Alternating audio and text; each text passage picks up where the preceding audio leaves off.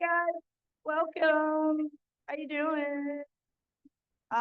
Thank you for joining us for the last panel of the day, ABV.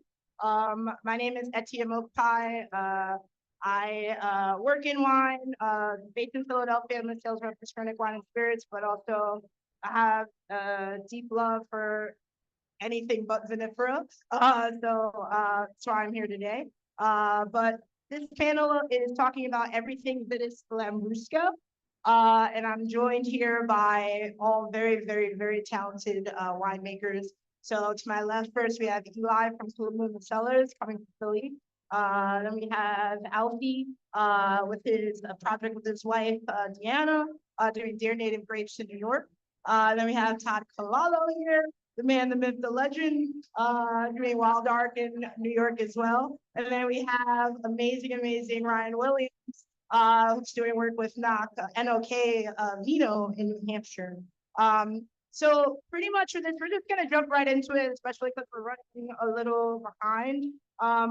I really wanted to kind of contextualize this as starting with the foundations of Vitis Labrusca, what its context is with American viticulture. And I really wanted to start off with Alfie, because especially with your project with Dear Native Grapes and kind of bringing back these essentially native grapes to now, I would love for you to talk about, what is Vitis Labrusca, and like what what the history behind it is for in this country. Cool. Yeah. Do you want to talk a little bit about the history as well, or? Oh, well, you can start, but I'm gonna start. Okay, sweet. Yeah. So Vitis Labrusca is, and this is something that we totally did not know when we started doing research for our wine project, is that there are dozens and dozens of native grape species that are endemic to North America and even South America. They're just endemic to this continent. And Vitis Labrusca happens to be one of the more well-known and predominant ones that we find here, especially in this region in the Northeast. Vitis Labrusca is primarily found in New England, but also can go all the way down to the Carolinas, Missouri, stuff like that. And it's a very distinct grape species because it's super cold hardy. It can withstand the crazy climate that we have in the Northeast. It can withstand the humidity. It's perfectly adapted to this region. And you might have memories that if you grew up in this region, if you grew up in this area, of seeing Vitis Labrusca growing wild, or maybe tasting the grapes of Vitis Labrusca, because it's this quintessentially Concord-y taste that you can maybe picture. And so it's if you visit regions like Massachusetts, you see it growing everywhere. It's just almost like a weed. And so it's a species that's perfectly adapted to those regions.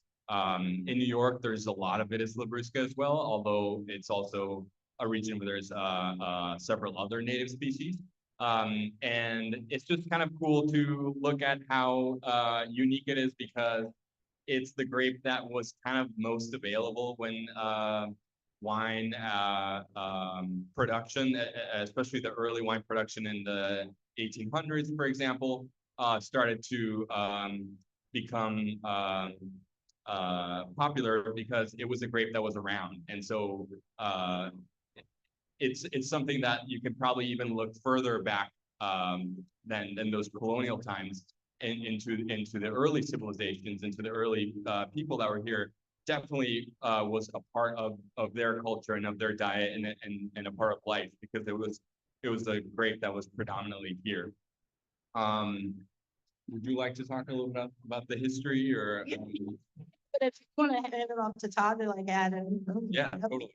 And we're gonna start pouring actually some of the wines from the Dear Native grapes that he provided. But yeah, yeah, I just want to say none of this is new.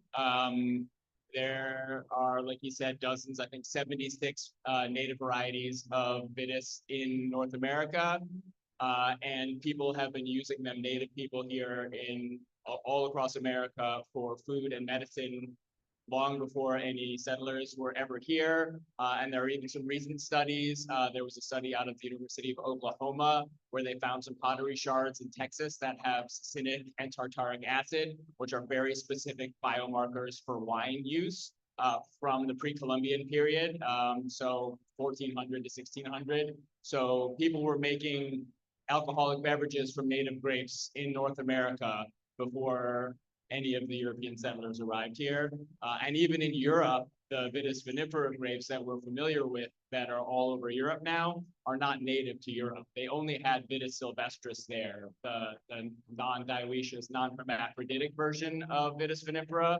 And it wasn't until those grapes were domesticated, it says there in 8000 BC in the Caucasus, but also simultaneously in the Fertile Crescent, that those grapes, the Vitis vinifera that we know, started to spread. And it's interesting to actually see how kind of the march of empire carried those grapes from the Fertile Crescent across Eastern and into Western Europe, and then now they're marching across North and South America. It's really kind of a mirror of what has happened with imperialism across the world over the last 8,000 years. And, you know, to bring it back to wine, these grapes have been here for a long time. We all find ourselves living here. Why not try to make some beautiful things out of the grapes that are native to the place where we are now living? And that's why we started working with Labrusca for sure. Yeah, awesome. Yeah, do you want to say a few words too about the few wines that are being poured from their native grapes before we move on to the next one? So we today we have three wines that are made from that are a hybrid of Vitis Labrusca.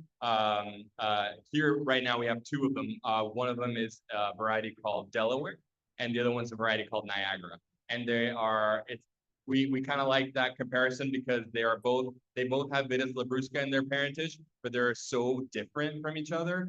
The Delaware is a more balanced, a very delicate flavor and aroma, whereas the Niagara has the really Vitis Labrusca-y flavor that is this kind of like quintessential, like eating grapes off the vine as a child, perhaps memory that like one might have if one grew up in this region. It's such a fun just expression of Vitis Labrusca.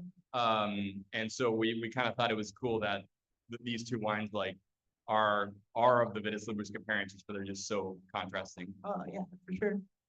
Cool. I mean, and as you're tasting too, like I'd love to hear or we can leave it at the end too of like what your impressions are and things, but we're going to get into kind of like deconstructing that idea behind kind of like the label of foxiness and how that has been kind of applied to Labrusca. But before that, I do want to talk about specifically cultivation practices and also just like the hardships that come along with growing grapes like this. And like Ryan, I know just 2023 vintage for you guys were particularly devastating, and you know I would love for you to touch on just what you're thinking about when you're making wines like this, but also like with the growing, like what's great about it, what makes it great, but also what makes it difficult too.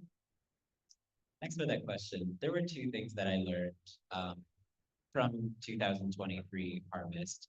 One is that being very close to the ocean helps avoid late season frost. That is typically where we find Labrusca to be growing. Sandier soils, close but not too close to the water, a nice balance of things. Another thing that I learned is that, like looking at wild vines affected from the frost, unpruned vines that can handle being unpruned, seem to be pretty fine, still have a great crop load and take to frost pretty well. The secondary buds had a higher chance of surviving, all of those things. Additionally, what we're learning all other times of growing seasons when it's not immediately devastating by frost is Vitis Labrusca and Vitis Labrusca based hybrids have tended to survive really well in, extreme mildew and, sometimes black rot and all these things. Not all of them perfectly, not every hybrid, you know, reacts the same to each thing. But yeah, I mean, definitely like the hardships that I faced with other things did not affect Vitis Labrusca in the same way. And we work with a lot of Brianna, not a lot of Brianna, but like some that managed to survive all the way through. In the hardest year we ever had, which was last year. And then just to, I'll add to you because I know just planted a vineyard like last year, pretty much, and you're based in Pennsylvania, so Philadelphia, very different climate. But like, what are some of the hardships that you face as well, or good things about in terms of your planting? Just that one of the main interests is its hardiness. We didn't actually plant Labrusca in the vineyard, but Mic closer. yeah, sorry. I think part of my interest in it is because it is a native grape that grew up, that evolved alongside these pests that occur here. So it has a better leg up and a better chance here. That's one of the things that really excites me about Labrusca. I don't know if we are gonna touch on it, but one of the other things is kind of our preconceived notions. Alfie mentioned the nostalgia of tasting these grapes and like bringing me back to childhood, whether it's the Concord grape arbor at my mom's house, or some of these wines that we grew up with. Like for me it was Manischewitz, and the notion that when you talk to people from the Americas, from North America, this is grape flavor. But when you talk to people internationally, it's just another flavor. And I think it's interesting to think about it in that context. And actually the ABV community was kind of helped to push my thought process in that direction of like, who decided that, we like it as kids, but as adults, this is not a flavor that is a serious wine flavor, should be made into wine. And that's more of where I find that aspect interesting about pushing people's cultural notions of taste and flavor profiles. Yeah, and speaking of, we're pouring your Concord now. What I love about this wine a lot is that it for me, it does have like a Lambrusco feel to it. And it doesn't have anything, and pretty much through all of the wines, like they don't have that flavor profile of like, people associate Foxy with this animal, like, or a lesser than flavor profile. And for me, it's just, what I find is like these wines to me really open up your mind and also open up your palate too. And also going back to like what you're saying about nostalgia, Concord for me too, it's just like that is very much indicative of childhood. And I think that's really important to connect that with wines, because for me it's like wine is joy. And I feel like more so sometimes in Vitis vinifera, even though obviously I love those wines too, but I find like more flavors that I pull from my own personal history and experience from these wines that I would Vitis vinifera. But do you want to talk about a little bit about just the production of your Concord and where your source of fruit from? Yeah, so these both come from, actually the wine that you're drinking is a co-ferment, a field blend of Fredonia and Niagara. They're both Labrusca dominant. How do we say, like natural hybrids? So not anything engineered or planned, but they occurred wild, as Todd was saying. I know there's at least 20, you were saying 70 something. I think 76 like named Yeah, species named across the species US. of grapes, which I also, just to throw a stick in the spokes, what Dave is bringing around is Vitis astevilis heavy. Norton, which is another old native grape variety, just to mess with everybody.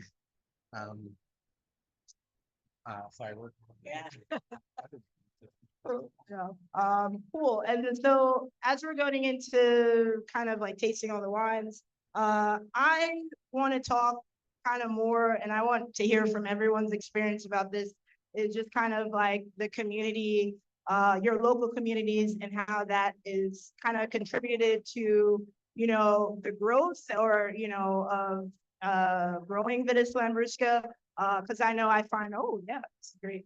I find too that I hear similar stories of, you know, producers that are doing something that maybe is not the norm in their areas, and, you know, other winemakers looking at them like they're crazy, or, you know, being embraced. And I know specifically with you, Todd, like, you know, I remember like listening to you a while ago on a podcast and talking about like how, you know, this move away from maybe trying to just plant more grapes, but maybe trying to incorporate the local growers in the area to, you know, plant sustainably and spray sustainably, and, you know, and that be a way to grow the movement of this, as opposed to just planting and taking up space and taking up, you know, native grass. But so talk about that too.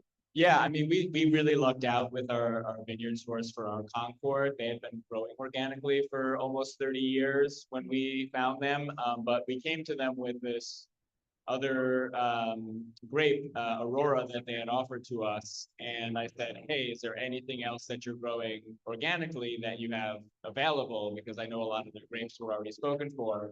And they said, oh, we have all the Concord you could ever want, because normally it just goes to industrial producers, you know, for bottom dollar prices. Said, that sounds great. I'll figure out what to do with it. And we bought a couple tons from them the first year and made the first vintage of these cans with some trepidation as to how they would be received. And people seemed to be into it. So we doubled down and made 4 tons the next year. And then we made 6 tons in 2023. And it lets me pay them. I'm paying, you know, $1,200 a ton for Concord grapes farmed organically that they would be getting $200 or $300 a ton for on the commodity market. And they're psyched that there's someone willing to do that. And now if more and more people taste these wines and are into them, there's more of an opportunity for other growers growing. I think we grow most of the country's Concord in New York State. Western New York specifically has some huge cooperatives. And if they see that there's a market where they can be making triple or quadruple the money per ton by selling it to winemakers, that might make more people likely to start trying to farm in a better way, which I think, like you said, that's our big goal, is to like kind of change the conversation about what's possible for farming here in New York.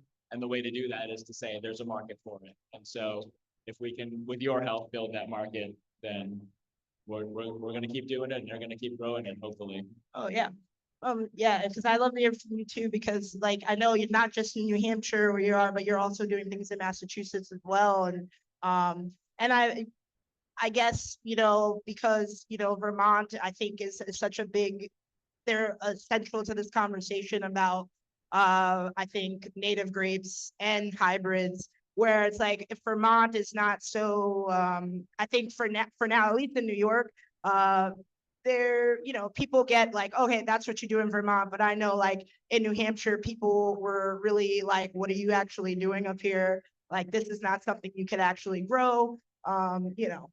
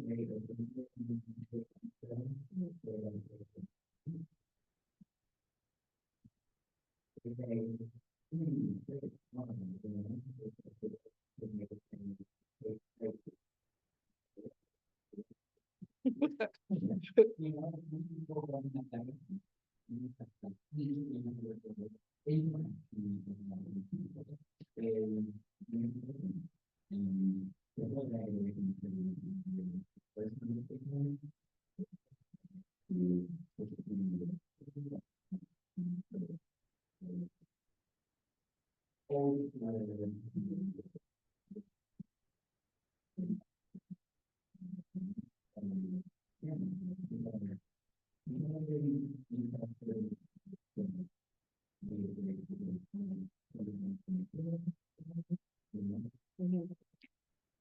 Yeah. And then Alfie too, I'd like for you to just speak too about, with the building and the start of Dear Native Grapes. And just the way maybe the local community that you had were like people just looking at you like you're insane to be doing this. Like what the fuck?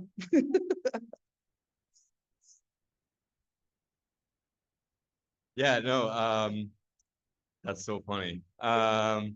We have found that so our project is called Dear Native Grapes, and it's kind of like a homage to America's lost or forgotten wine grapes that disappeared largely after Prohibition in the 1920s.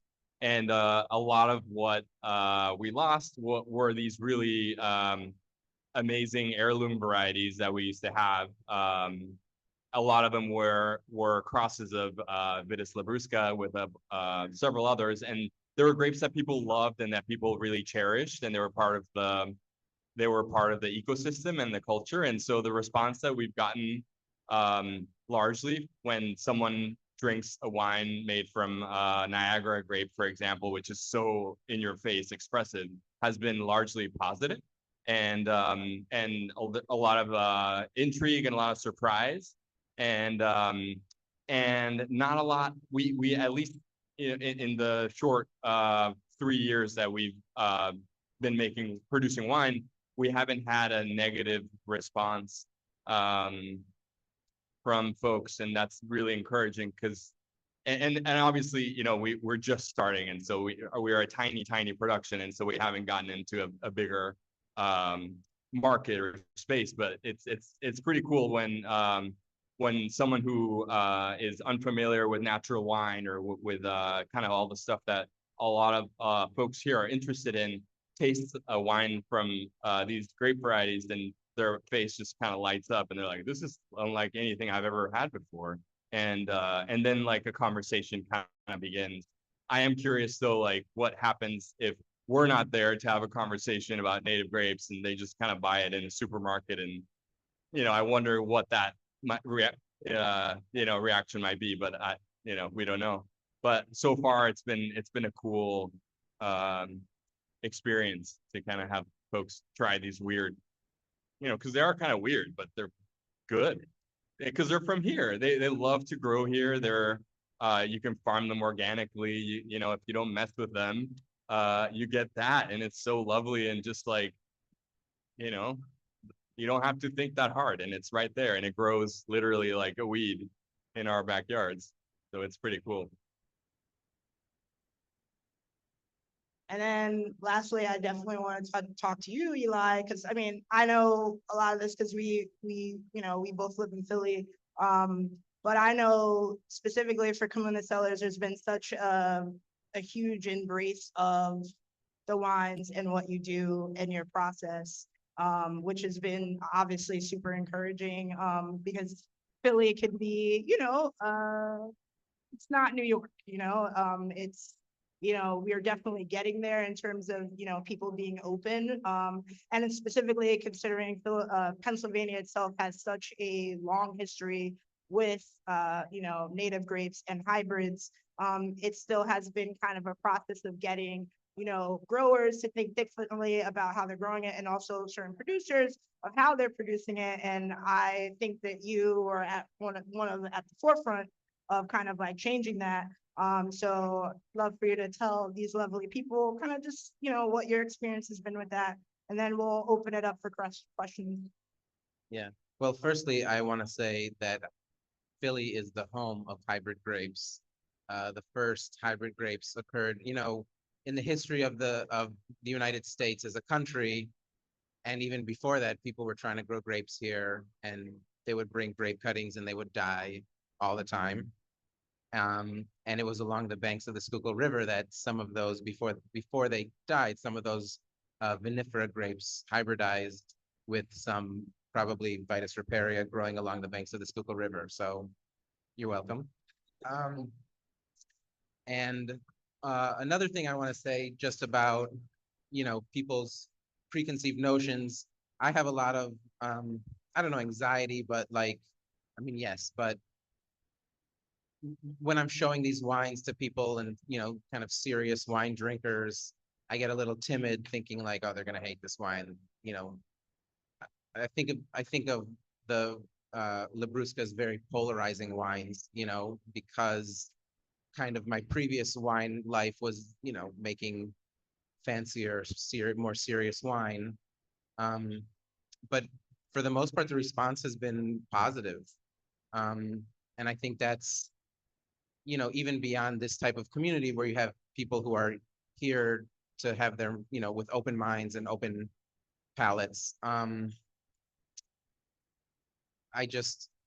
think the whole spectrum of reasons why these grapes are important and interesting, they're easier to grow. They're from this place. They speak of this place. They are nostalgic. They touch on all the things of why we want to drink wine, things that are important, the deeper meaning besides having a convivial, joyous occasion or time with your friends and family, loved ones. These grapes speak to something deeper that I think touches on like a shared identity,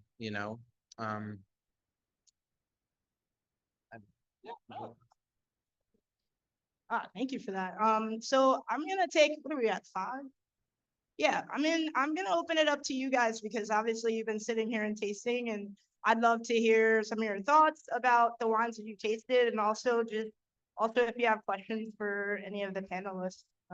Yeah, anyone?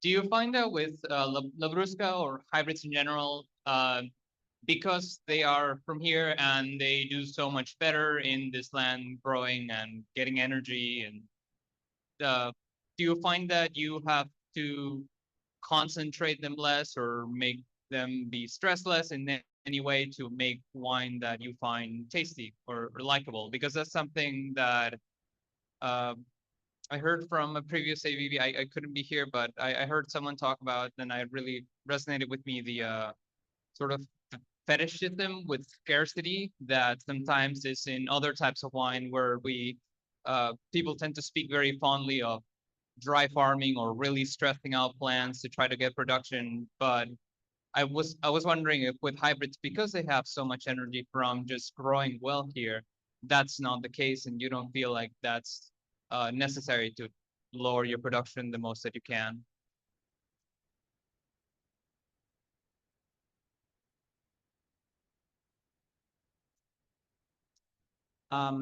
I think that if we apply a standard of cultivation to all of our grapes and treat all of them the same and only, just like want the same good things for each, again, cultivated Labrusca-based hybrid vine that we're putting into the ground.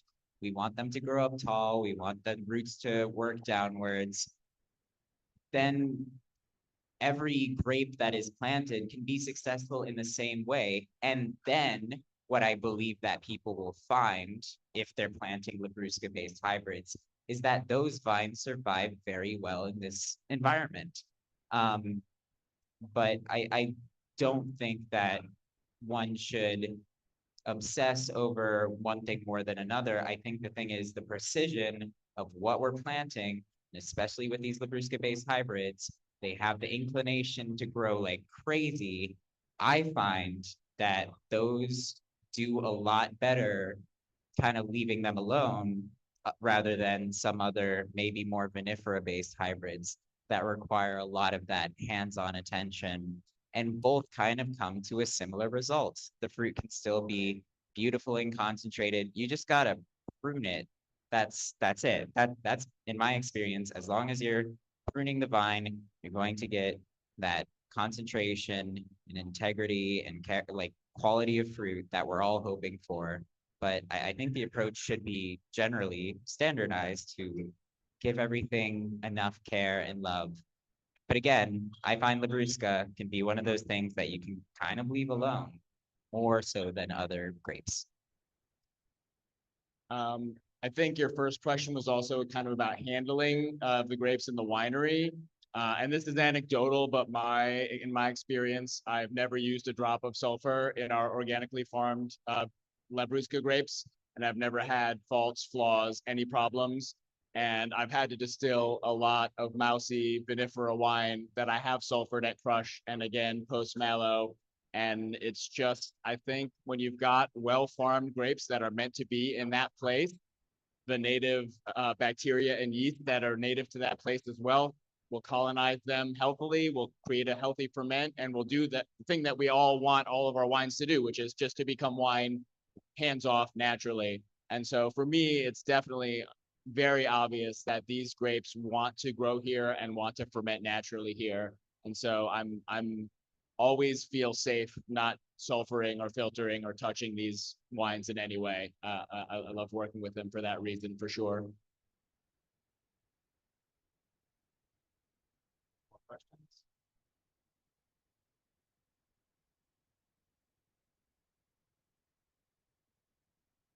Kind of in this same thought process, but do you think that your roles being growers and cultivators and winemakers of these grapes in the Northeast, kind of the traditional mindset of a lot of European wine growing is you have, that kind of microscopic sense of place where it's like the best wine comes from my one vineyard site, and this is how I make the wine. Do you think that we'll start to see that culture develop at all with these grapes? Or do you think at this moment, the biggest thing is just plant more, be better farmers, make good products, get it in places? Or do you see that next step happening? Or do you think it's like, you know what, that kind of, tete de cuvee model is like not really what we need to be working towards?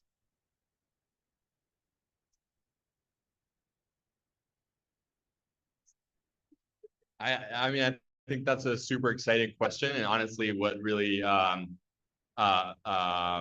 just keeps us going is the potential of these native grape species, because you kind of get into these kind of regional the possibilities of developing regional tastes and flavors, depending on whether you're in the Northeast or in Massachusetts, or maybe you're in the South and you're growing muscadine, or there's even native species in the Southwest or in the Great Plains. So like you were mentioning earlier, Eli, it could lend itself to start developing grape varieties that are hyper regional and that can start defining like these ecosystems and micro regions that are really special. And it's like a long-term project that we might not see in our lifetime, but we feel like we see the seeds of that starting, especially when we talk to our friends and colleagues in California that are doing similar things, but with those native species and varieties. And we talk to our friends in Wisconsin and Minnesota, or even in Missouri and Arizona. And so it's kind of like cool. And I even know a few people in like Oaxaca, in the jungle of Guerrero in Mexico, that are hunting for native grape species because they can make different hybrids from that that grow well there. I think. Yeah, I mean, I can't wait to see the first Wine Spectator article comparing Niagara on schist to Niagara on granite. But I think there's going to have to be a lot more of us making a lot more of these wines from a lot more different places before we start to see that super hyper specificity of what we consider like the French terroir. But I, like he said, I'm more excited about like, hey, Concord in the Northeast, the stuff they're doing with muscadine down south now, the Vitis Californica out west, maybe more specific to the regions like that for sure. And I think that's exactly right. It like I work on several vineyards across New Hampshire, so it's like 100 miles worth of different terroir, from ocean climates to river valleys to high elevations next to river valleys to slightly lower elevations just 20 minutes south of the same terroir. And we're just getting to a point to compare and contrast. We, in comparison to other wine regions, do not have that high density of planting acreage in any of these states except for New York, closest to us.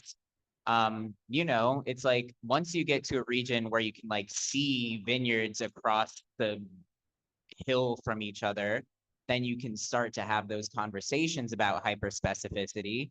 But if you have one vineyard like 30 miles apart from each other, then yeah, you can still like compare and contrast and like see, especially for us in New Hampshire, we get to really compare the state to itself and all these, you know, microclimates and even different parcels of the vineyard. It's like if you had all these exponentially planted out, then you could really get super specific. But what we have right now is these regional generalizations of Vitis Labrusca in the Northeast, Vitis rotundifolia down south, comparing muskiness of those two, and then just like it less becomes a competition and more this beautiful collaboration. And I mean, exactly everything that this is, bringing it all together and just admiring the beauty of each thing. You know, it's like I find less and less every day that one thing is better than another. They're just different.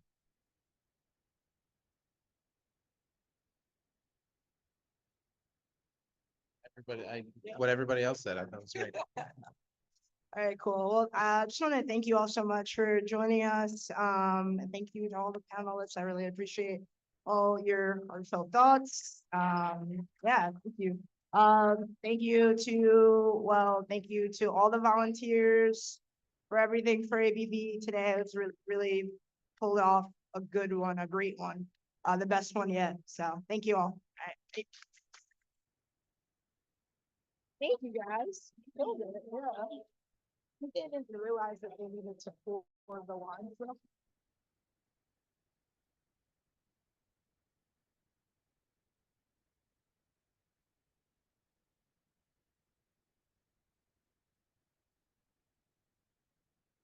Wonderful human beings. And that is a wrap for ABV 5.0 at Bin Bin Sake, Greenpoint, Brooklyn.